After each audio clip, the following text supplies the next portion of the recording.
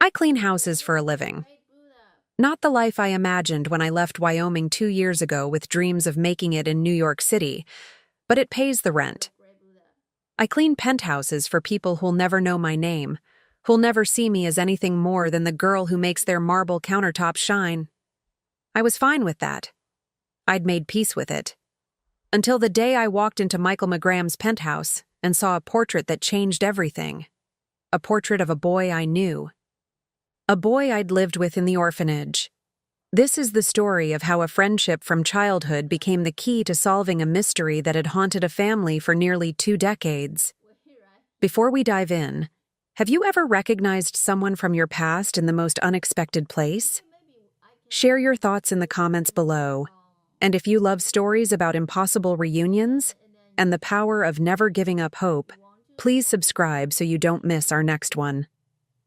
Now let me tell you about Oliver, and how a chance cleaning job led me back to the boy I once knew. I grew up in the Meadowbrook Orphanage in Casper, Wyoming. I don't remember my parents. I was left at a fire station when I was 3 days old, wrapped in a yellow blanket with no note, no name, nothing. The hospital named me Tessa, the state gave me the last name Smith, and I became another file in an overwhelmed foster system. I spent my childhood at Meadowbrook, a sprawling old building that always smelled like industrial cleaner and overcooked vegetables. It wasn't a terrible place. The staff tried their best with limited resources. But it was lonely. Kids came and went, some got adopted, some aged out. Most of us just existed in between, waiting for families that might never come. When I was 6 years old, a new boy arrived at Meadowbrook. His t-shirt had a discreet embroidered word that read, Oliver. The police thought it was the name of some artisanal brand, but decided to give him the name as he couldn't remember it. From now on, his name was Oliver. I remember the day he came. It was late summer.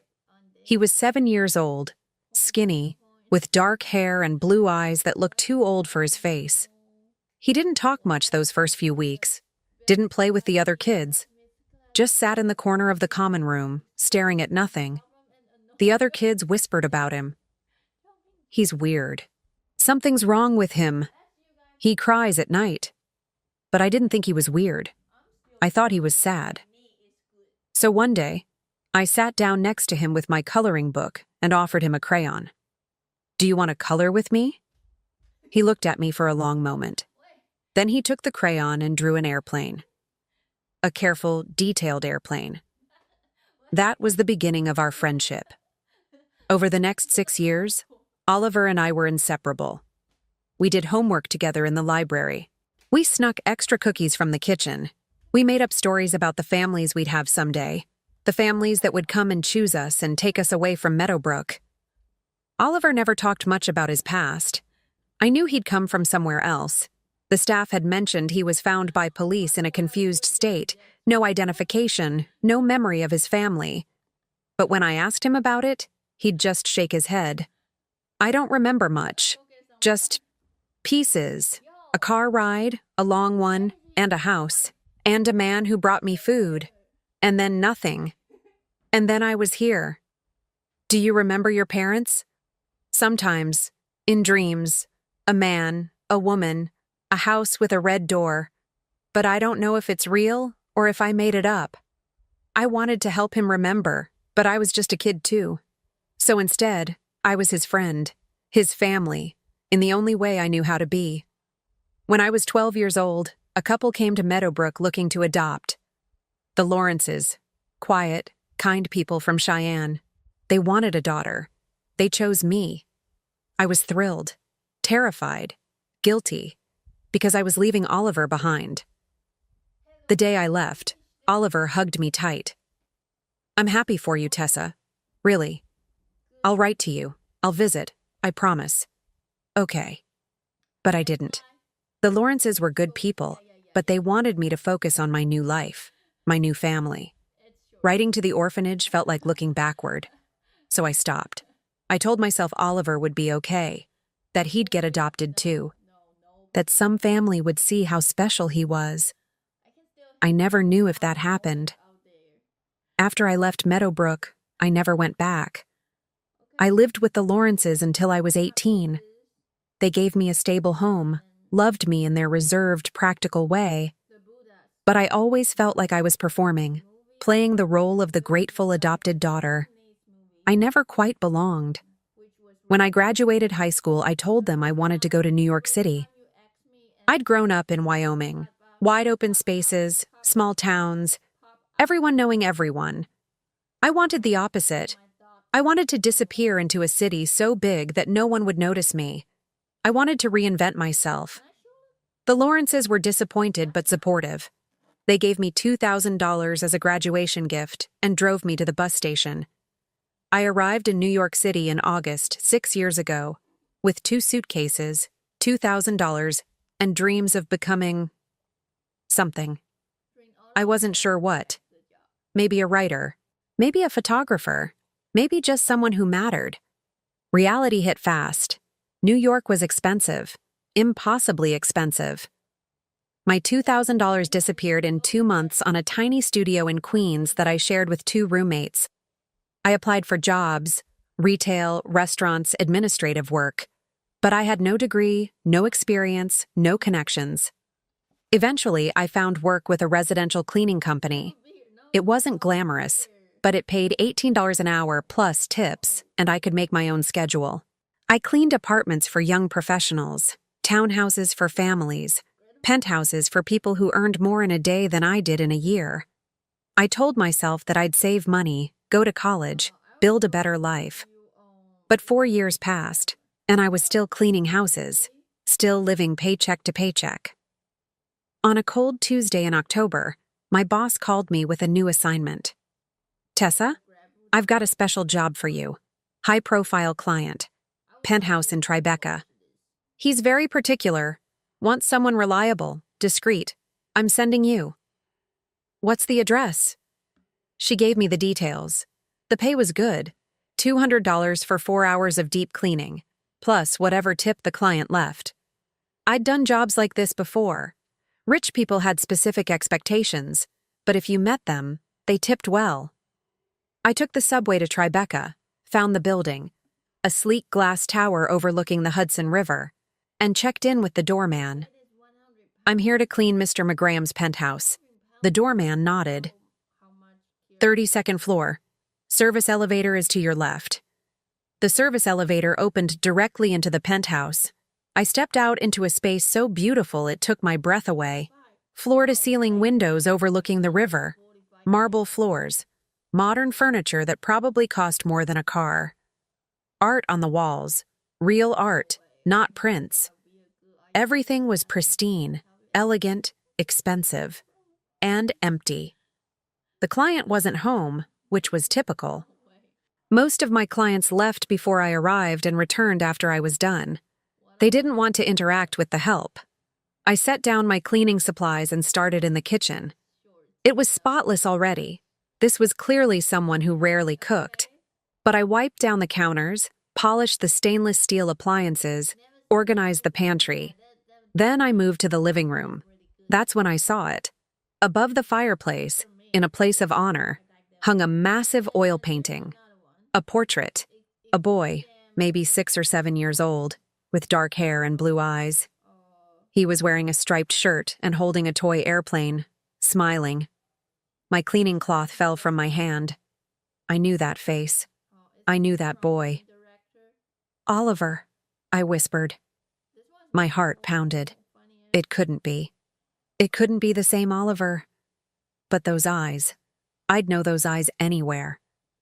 I'd spent 6 years looking into those eyes, sitting next to him in the Meadowbrook common room, coloring pictures, sharing secrets. What was his portrait doing in a penthouse in Tribeca? I heard footsteps behind me and spun around.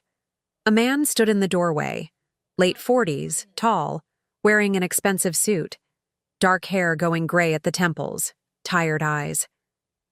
"Can I help you?" he asked. I'm sorry. I'm Tessa, from the cleaning company. I didn't realize you were home. I came back to grab some files. I'll be out of your way in a moment." He walked past me toward his office. I should have let him go and have gone back to cleaning, but I couldn't stop staring at the portrait. Sir? My voice came out shaky. He paused, turned back. Yes? That boy. In the painting. What's his name? The man's expression changed, softened, darkened. I couldn't tell which. Why do you ask? Because I took a breath. Sir, that boy lived with me, in the orphanage. I know him. His name is Oliver. The man went very still. What did you say? That boy in the portrait. His name is Oliver. We lived together at Meadowbrook Orphanage in Wyoming. From when I was 6 until I was 12, he was my best friend. The file folders the man was holding fell to the floor, papers scattering. That's impossible, he whispered. I'm not lying. I know him. I know that face. We were friends for 6 years. The man walked toward me slowly, like he was afraid I'd disappear. You lived with him? In an orphanage? In Wyoming? Yes. Meadowbrook Orphanage, in Casper. He came when he was 7 or 8. I was 6. We were friends until I got adopted when I was 12. The man's legs seemed to give out. He sat down heavily on the couch, staring at me with an expression I couldn't read. Shock, hope, disbelief. Tell me everything, he said. Everything you know about him. I sat down across from him, my hands shaking. His name was Oliver. He came to Meadowbrook in late 2007, I think. Summer or early fall. He was maybe 7 or 8 years old, nobody was sure. He didn't talk much at first. He had nightmares. The staff said he'd been found by police somewhere in Wyoming. Confused, no identification, couldn't remember his family or his name. They named him Oliver because he had a t-shirt with the word Oliver embroidered on it. The man covered his mouth with his hand. I saw tears in his eyes. He was quiet, I continued. The other kids thought he was weird, but I liked him. We became friends. He loved drawing airplanes. He'd spend hours in the library looking at books about planes. He wanted to be a pilot someday. Oh my God, the man breathed. He stayed at Meadowbrook until I left in 2013. I don't know what happened to him after that. I always hoped he got adopted. I never went back to check. The man stood up abruptly, walked to a cabinet, and pulled out a photo album. His hands trembled as he flipped through pages. Then he turned the album toward me. Is this him? I looked at the photo. A family portrait, a younger version of the man sitting across from me, a beautiful woman, and a little boy. The same boy from the painting. Oliver. Yes, that's him. Who is he? Who are you? The man's voice broke. My name is Michael McGram, and that boy, Oliver, is my son. He was kidnapped 18 years ago. I've been looking for him ever since. The room spun. I gripped the edge of the couch to steady myself. Kidnapped? Michael nodded, wiping his eyes. July 15th, 2006. We were at a playground in Central Park. I turned my back for 30 seconds to answer a phone call. When I looked back, he was gone. Just gone. The police searched for months. They found nothing, no witnesses, no body, no ransom demands, nothing. But how did he end up in Wyoming? That's halfway across the country. I don't know. The police theorized that whoever took him transported him far away to make it harder to trace. But without evidence, without leads, the case went cold. They told me to accept that he was dead. But I couldn't. I spent years hiring private investigators, following dead ends, hoping for a miracle. Michael looked at the portrait above the fireplace. That painting was commissioned from the last photo I had of him. I look at it every day, wondering where he is, if he's alive, if he's okay. Michael, I said gently. He was alive. At least until 2013. That's when I last saw him. And you said he was at Meadowbrook Orphanage? In Wyoming? Yes. Michael stood up quickly. I need to go there. Now. I need to find him. Wait, Michael, it's been 11 years since I left. I don't know if he's still there. He might have been adopted. He might have aged out of the system. He could be anywhere. Then we'll find him. Will you help me? What? Will you come with me? To Wyoming? You know the orphanage. You know Oliver. Please, I'm begging you. I looked at this man, this powerful, wealthy man, and saw only a desperate father who'd lost his child. Yes, I said. I'll help you. 2 days later, I was on a private jet to Wyoming. I'd never been on a plane before, let alone a private one. Michael had arranged everything, cleared my schedule with my cleaning company, and paid them for the week I'd miss. Packed a bag for me when I admitted I didn't have luggage appropriate for travel. On the flight, Michael showed me everything. Police reports, news articles, photos of Oliver as a baby, as a toddler, as a 7-year-old. Home videos of birthdays and Christmases and ordinary moments. This was his 6th birthday, Michael said, showing me a video of Oliver blowing out candles on a cake shaped like an airplane. He was obsessed with planes even then. His grandfather, my father, gave him a little red toy airplane. Oliver slept with it every night. He still loved planes at Meadowbrook, I said softly. He'd draw them constantly. Michael closed his eyes. I can't believe he was alive this whole time. All those years, and I didn't know. You couldn't have known. But I should have kept looking. I hired investigators, but after 5 years, even they said it was hopeless. I was spending millions on a ghost. My wife, Oliver's mother, she couldn't take it anymore. The not knowing. The hoping. We divorced in 2011. She's remarried now, living in California. I haven't spoken to her in years. I'm sorry. She did what she needed to do to survive. I just couldn't let go. I kept Oliver's room exactly as it was, kept his toys, kept hoping that someday, somehow, he'd come home. Michael, I need to prepare you. Even if Oliver is still in Wyoming, even if we find him, he might not remember you. When I knew him, he barely remembered his life before Meadowbrook. He had fragments, a toy plane, a man and a woman, feelings more than memories. But he didn't know his name, didn't know where he came from. I know. The police said that can happen with trauma, especially in young children, dissociative amnesia. The mind protects itself by forgetting. So even if we find him, he might not know who you are. Michael looked at me steadily. Then I'll prove it to him. I'll show him who he is, who he was, and I'll give him the choice to come home. Or not. But at least he'll know. At least he'll know he wasn't forgotten. We landed in Casper late in the afternoon. Michael had rented a car, something normal, not a luxury vehicle. I don't want to draw attention, he explained. I directed him to Meadowbrook. The orphanage was on the edge of town, a sprawling brick building that looked exactly as I remembered it. A little more run down, maybe. A little sadder. We parked and walked to the entrance. My heart pounded. I hadn't been here in 11 years. Part of me didn't want to go back. But I was here for Oliver, for Michael, for answers. Inside, the lobby smelled the same. Industrial cleaner and something indefinable. Institutional.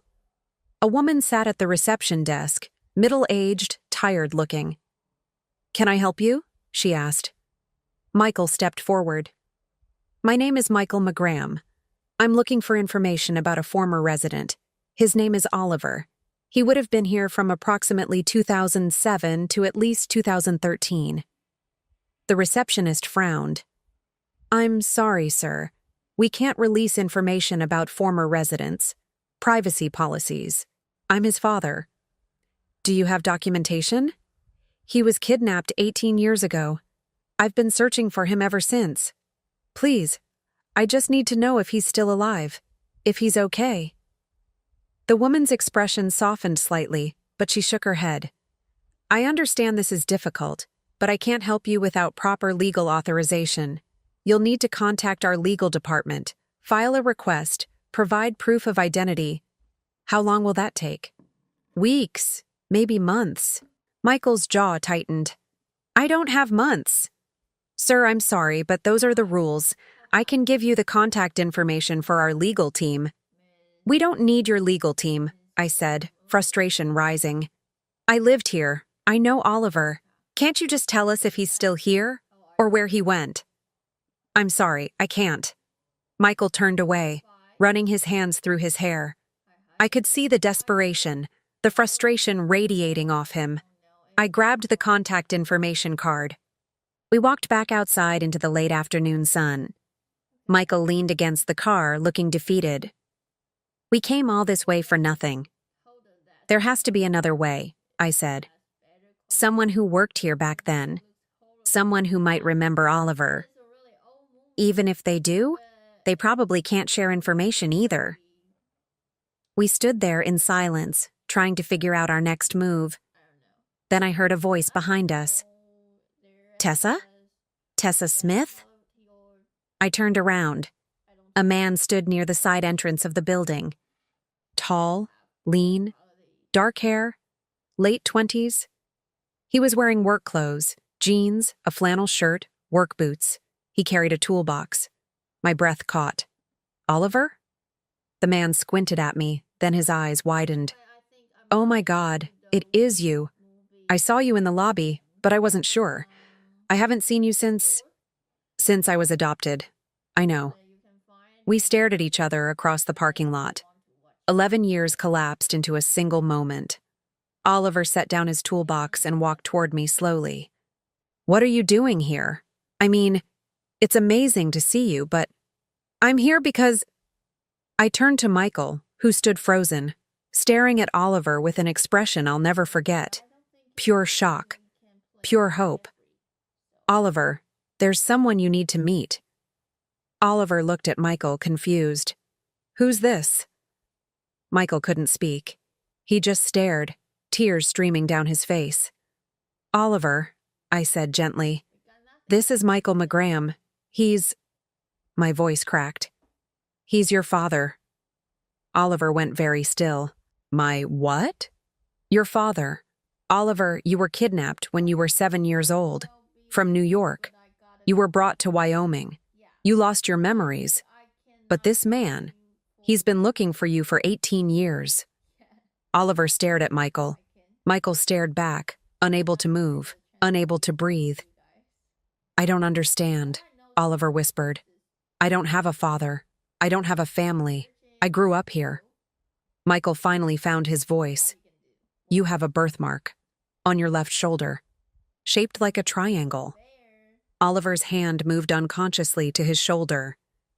Your favorite toy was a red airplane. Michael continued, voice shaking. Your grandfather gave it to you for your 6th birthday. You slept with it every night. You wanted to be a pilot when you grew up. Oliver's face went pale. How do you know that? Because I'm your father. Your name is Oliver James McGraham. You were born on March 3rd, 1999. You lived with me and your mother in New York City until July 15th, 2006. That's the day you were taken from me. Oliver's legs seemed to give out. He sat down hard on the curb, staring up at Michael with something between shock and fear. I remember, he whispered. I remember pieces. A man and a woman, and seeing the city from the top. But I thought I made it up. The staff said I was found without identification, that no one was looking for me. I was looking, Michael said, kneeling in front of him. I never stopped looking. Oliver looked at me, desperate. Tessa, is this real? It's real, I said softly. I saw your portrait in his house. That's how I knew. I recognized you. Oliver turned back to Michael, reached out tentatively and touched Michael's face, like he was testing whether he was solid. Real. Dad? The word came out broken, uncertain. Michael pulled Oliver into his arms and sobbed. We sat in the parking lot for over an hour while Oliver and Michael tried to piece together 18 years of missing history. Oliver told his story. Fragmented, traumatic, but real. I remember being in a park, playing. Then a man took my hand, said he'd buy me ice cream. I went with him. He put me in a car. We drove for a long time, hours and hours, maybe days. I fell asleep. When I woke up, we were in a house. It was isolated. No other houses around. Just trees. Do you remember where? No. Somewhere in Wyoming, I think. The man kept me there. He brought me food, told me to be quiet, said my parents would come get me soon. But they never did. Michael's face was anguished. How long were you there? Months, maybe? I don't know. Time felt strange. Then one day, the man stopped coming. I waited and waited. No food came. I got scared. I found a window that wasn't locked and I climbed out. I ran. I don't know how far.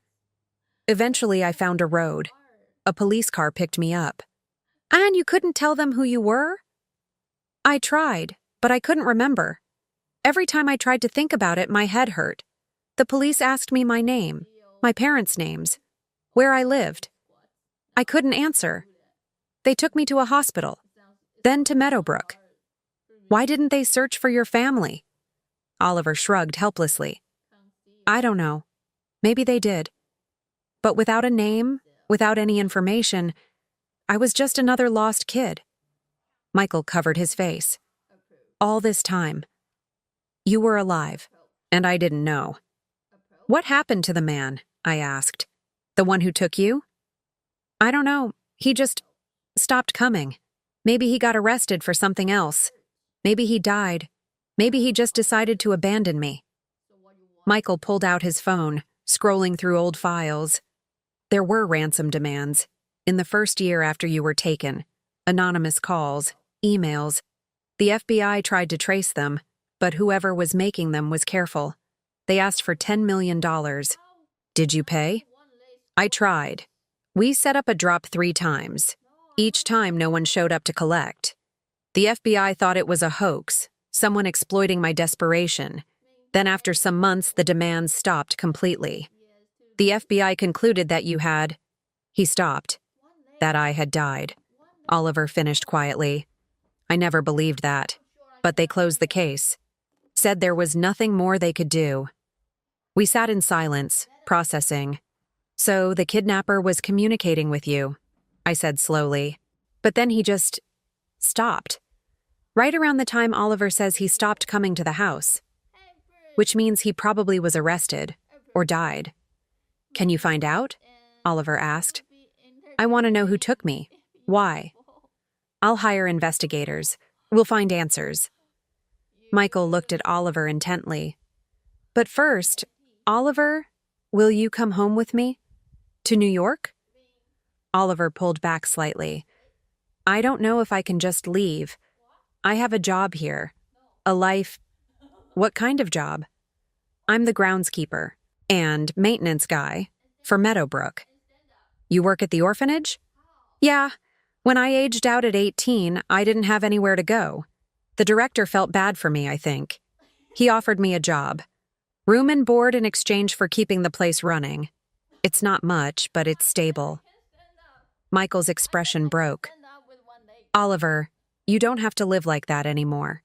You have a family. You have a home. But I don't remember it. I don't remember you. Not really. Then let me help you remember. Come to New York. See the house you grew up in. See your old room. I kept everything exactly as it was. See the photos, the videos, the life you had before. And if after all that you want to come back here, I'll bring you back.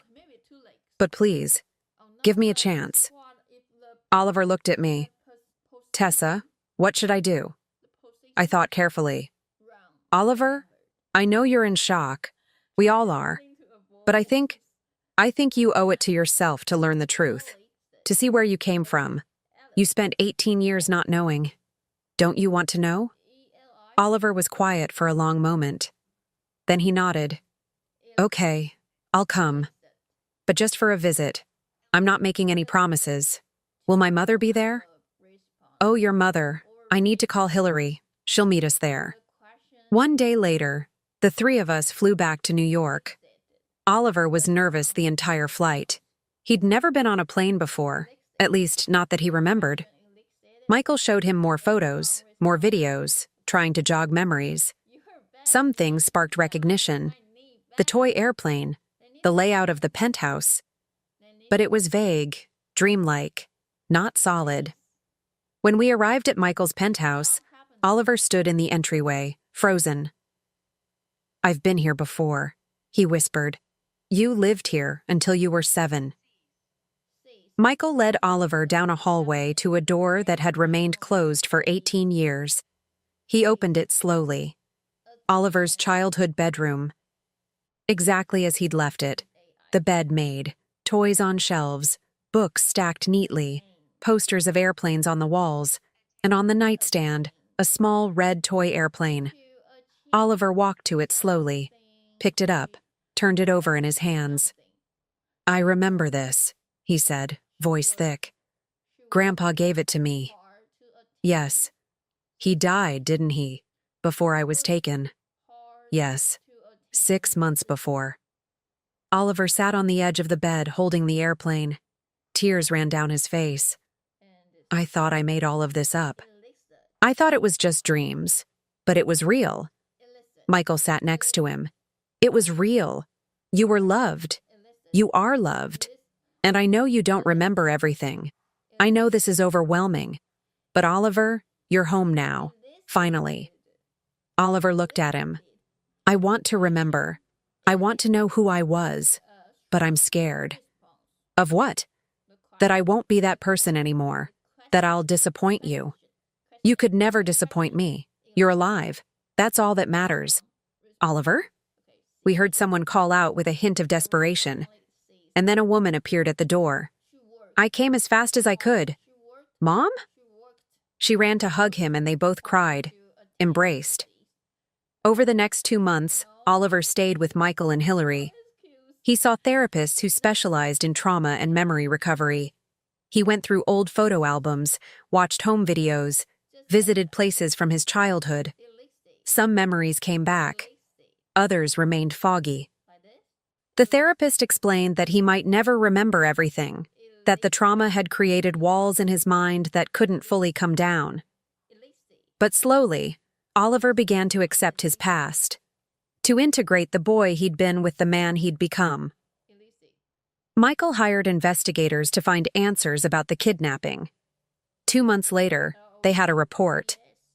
The kidnapper's name was Dennis Warren. He'd been a low-level employee at one of Michael's companies, fired 6 months before Oliver's kidnapping for embezzlement. The FBI had looked into him briefly during the original investigation, but cleared him because he had an alibi for the day Oliver disappeared. That alibi was fabricated. Dennis had taken Oliver. He'd kept him in a cabin in rural Wyoming. He'd contacted Michael demanding ransom. But in August 2007, Dennis was arrested in Montana for armed robbery, a desperate, stupid crime. He was sentenced to 20 years. He died in prison in 2015 from a heart attack. He never told anyone about Oliver. And because Oliver couldn't remember his name or provide any details, no one made the connection. "He's dead," Michael told Oliver. "He can't hurt you anymore." Oliver nodded slowly. "Good." 6 months after I found Oliver's portrait in Michael's mansion, I stood in that same living room for a very different reason. Michael had invited me to dinner. When I arrived, both he and Oliver were there, smiling. "Tessa, sit down," Michael said. "We have something to tell you." I sat nervously on the couch. "Is everything okay?" "Everything's better than okay," Oliver said. He looked different than he had 6 months ago. Healthier, happier, more settled in his own skin. "I'm staying. In New York. With my father. Permanently." "Really?" "Really. I'm not going back to Wyoming. This is home now. I remember enough. And even the parts I don't remember, I want to build new memories here." I felt tears prick my eyes. "Oliver, I'm so happy for you." "There's more," Michael said. "Oliver's going back to school. He wants to study aerospace engineering." "You're going to be a pilot?" Oliver grinned. "Maybe. or design planes. I haven't decided yet. That's amazing. Michael looked at me seriously. And Tessa, I want to do the same for you. I blinked. What? You brought my son back to me. You gave me the greatest gift anyone could ever give. I can never repay that. But I want to try.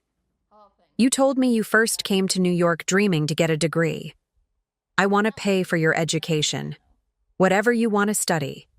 Wherever you want to go. Michael, I can't... Yes, you can.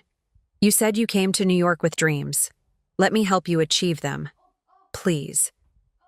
I looked between Michael and Oliver, these two people whose lives had been shattered and were now, slowly, being rebuilt. And I thought about the 6-year-old girl in an orphanage who'd befriended a sad boy with a toy airplane. Okay, I said. Thank you. Both of you. Oliver hugged me tight. Thank you, Tessa, for remembering me. I could never forget you. 2 years later, I'm sitting in a college classroom at NYU studying journalism. I'm writing this story as part of my senior thesis. The story of how I helped reunite a father and son who'd been separated for 18 years. Oliver is in his second year at Columbia, studying aerospace engineering. He and Michael live at the penthouse. Hillary spends some months with them, and some in California with her husband. They are all building a relationship from fragments and faith. Michael never remarried. He says Oliver is enough family for him. Though I think he's lonely sometimes. I visit when I can.